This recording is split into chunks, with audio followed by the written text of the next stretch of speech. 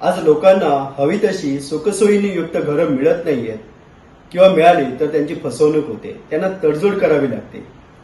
त्यांच्या स्वप्नातलं हवं तसं सुखसोयीने युक्त घर मिळावं, त्यांच्या आयुष्यात सुख आणि शांती निर्माण व्हावी यासाठी आम्ही मार्गदर्शन करतोय। ही घरं मिळवून देताना ही योग्य दरात असतील या मिशनवर काम करत असताना आज आम्हाला 7 वर्ष पूर्ण होत आहेत। या 7 वर्षात आपले साथ आणि विश्वास फार मोलाचा होता। ही साथ अशीच असू दे, हा विश्वास असाच असू दे, हीच ईश्वरचरणी प्रार्थना।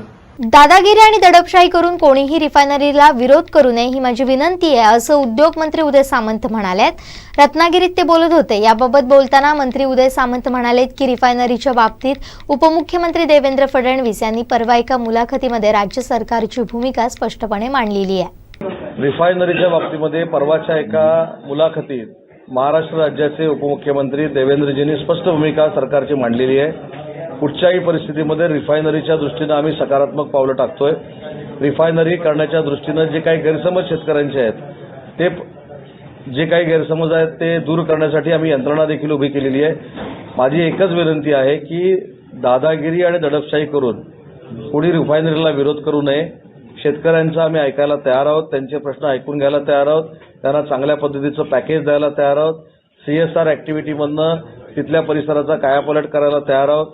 कौशल्य विकासाचं केंद्र तिथे द्यायला तयार आहोत, स्कूल द्यायला तयार आहोत, हॉस्पिटल द्यायला तयार आहोत आणि तिथल्या जनतेचा पूर्ण उद्धार करण्यासाठी शिंदे फडणवीस सरकार कटिबद्ध असताना दादागिरी करून जाळून टाकू, फोडून टाकू ही भाषा न करता सरकारबरोबर त्यांनी अतिशय चांगल्या पद्धतीनं चर्चा करावी।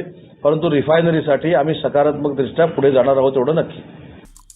आमचे दिवसभरातले सर्व अपडेट्स, ताज्या घडामोडी आणि थेट लाईव्ह पाहण्यासाठी सबस्क्राईब करा, लाईक करा कोकणचं नंबर 1 महा चॅनल कोकण 7 लाईव्हचं YouTube चॅनल।